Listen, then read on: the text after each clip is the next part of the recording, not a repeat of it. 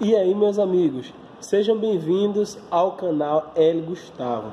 No vídeo de hoje, nós vamos dar um exemplo de um algoritmo, uma situação bem prática e que acontece no nosso dia a dia. Vamos lá?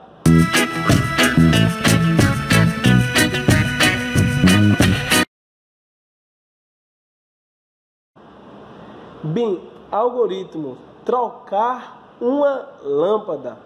Quais são os passos necessários para trocar uma lâmpada?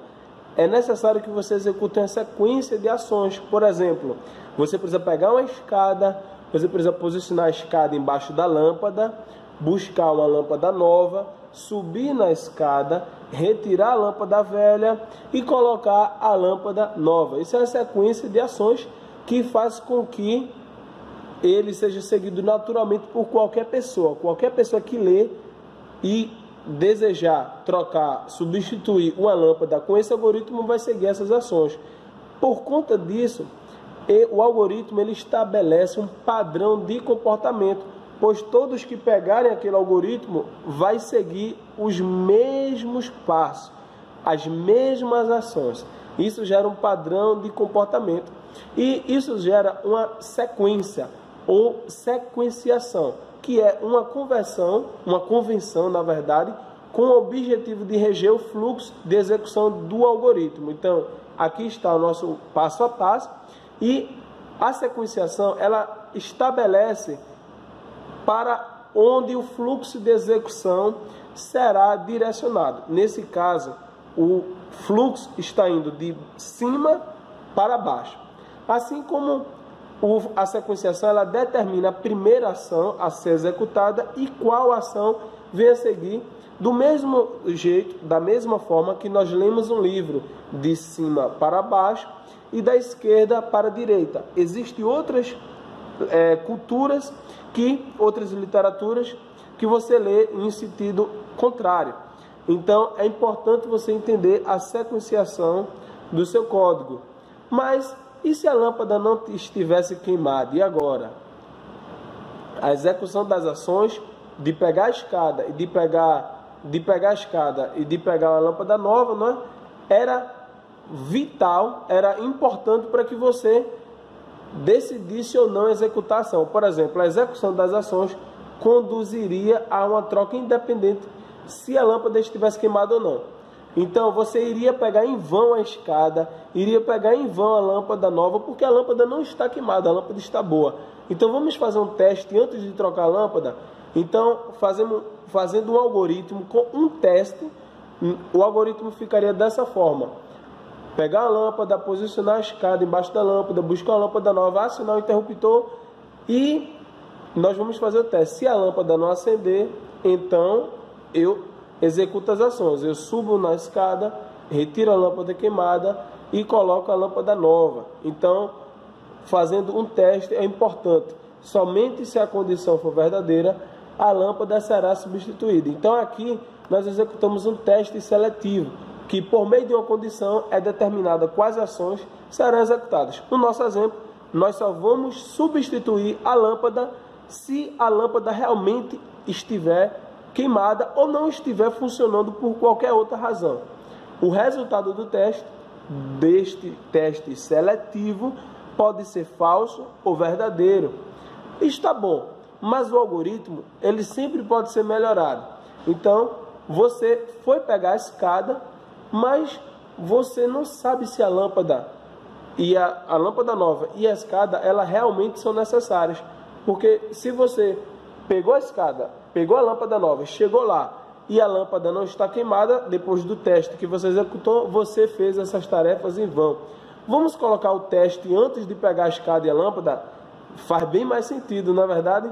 Então, troca com o teste no início. Primeiro você testa, aciona o interruptor e só se a lâmpada não estiver funcionando é que você pega a escada, pega a lâmpada nova e executa a substituição. Então só será executada alguma ação se realmente a lâmpada estiver queimada. Então isso é importante porque nós estamos fazendo alterações no algoritmo e é importante saber que existem muitas formas de resolver o mesmo problema. pois cada pessoa age e pensa de forma diferente. Então, seja na construção de um código, seja na construção de algoritmo, enfim, qualquer problema da nossa vida, você pode chegar à mesma solução por caminhos diferentes, porque as pessoas pensam, as pessoas têm um insight diferente uma das outras. O importante é atingir o objetivo desejado, mas algo deve ser destacado. O bom senso e a prática da lógica de programação devem conduzir a uma solução mais adequada, de forma mais objetiva, com menos esforço. Então, não adianta você fazer um código com 500 linhas e o outro fazer um código com 10 linhas e ambos resolverem o mesmo problema. Então, você que fez um código de 500 linhas, você precisa rever se o seu código está coerente mesmo, porque você vai consumir memória, vai consumir processamento. Enfim, você não precisa ter muito esforço para resolver o mesmo problema, usar a mesma força de Hooke, o mesmo esforço. Mas você pode resolver o problema com pequenos esforços. Então você precisa deixar seu código enxuto, utilizar técnicas de programação que faça com que você deixe o seu código mais otimizado. Mas imagine que se a lâmpada nova não funcionar, então você pode estar pensando, poxa, você está sendo, Gustavo, muito pessimista, mas são situações que podem acontecer. Podemos fazer um refinamento, uma melhoria no algoritmo para trocar a lâmpada diversas vezes, se necessário, até funcionar. Então, você está trocando a lâmpada nova, trocando a lâmpada velha, e se a lâmpada nova não funcionar? Você precisa fazer o quê? Um algoritmo com repetição. Então aqui, ó, troca de lâmpada com teste e repetição. Agora, depois que você colocar a lâmpada nova, você vai fazer uma pergunta. Se a lâmpada não acender, então retirar a lâmpada queimada e colocar outra lâmpada nova. Se a lâmpada não acender, retirar a lâmpada queimada e colocar a lâmpada nova. Até quando? Quantas lâmpadas novas esse algoritmo vai testar? Imagine se tiver 20 lâmpadas queimadas, 100 lâmpadas queimadas. Então, aqui, ó, quantas lâmpadas são necessárias? Precisamos definir um limite para o nosso código, porque senão nós vamos ficar escrevendo e o papel não vai acabar. Então é necessário expressar essa repetição da ação sem repetir o texto, porque nós sabemos que isso é intuitivo. Precisamos garantir uma condição de parada. Então, uma forma de fazer isso é utilizar um enquanto a lâmpada não acender, faça. Retirar a lâmpada queimada, colocar a lâmpada nova. Se a lâmpada não acender, eu vou ficar repetindo esse processo enquanto a lâmpada não acender. Então, o nosso código ficaria assim, bem mais enxuto, e nós colocaríamos aí uma condição, um teste, uma condição de parada ali embaixo, que é um enquanto a lâmpada não acender, faça. Retirar a lâmpada queimada e colocar a lâmpada nova. E se fossem 10 lâmpadas, ou seja, se fosse a quantidade limitada de lâmpadas, você teria que utilizar, ó, se nós colocarmos, por exemplo, testei a primeira lâmpada, a lâmpada nova, até, se fosse na verdade 10 sockets, né? Por exemplo, nessa sala aqui, tem 10 lâmpadas, aí eu testo essa, até funcionar, beleza, funcionou, eu vou para essa, até funcionar, funcionou, vou para essa. Eu iria repetir isso várias vezes. Se eu sei que eu tenho 10 lâmpadas aqui, não é necessário repetir a mesma sequência de ações com 10 sockets, repetindo os mesmos textos.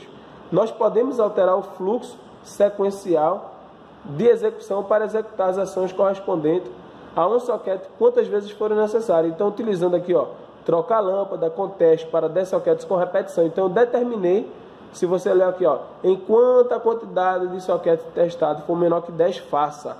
Então, até testar todas as lâmpadas da sala, o meu código vai ficar repetindo. Eu não preciso repetir vários textos.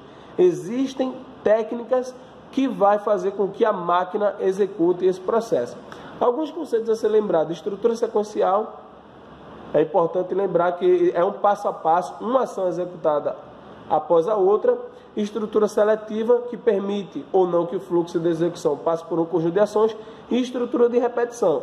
Esses três conceitos são bem importantes. Os computadores, eles precisam dos seres humanos, sabe por quê? Porque qualquer pessoa que faça algo, uma atividade diversas vezes, ela adquire experiência. E por experiência, por exemplo, a pessoa trabalhou 10 anos fazendo aquilo ali, ela consegue fazer aquela atividade com maestria, porque ela tem experiência.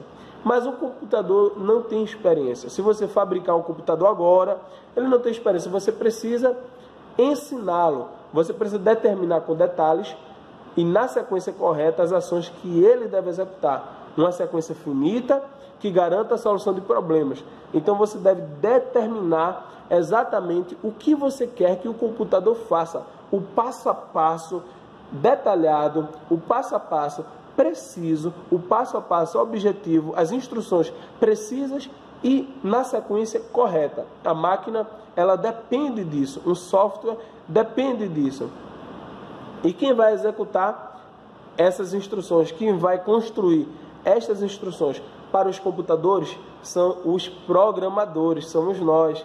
Então, se você gostou do nosso conteúdo, desse vídeo, não esquece de inscrever-se no nosso canal, ative as notificações, porque assim que surgir um vídeo novo, você vai ser notificado. Não esquece de curtir o vídeo e até o próximo vídeo. Valeu!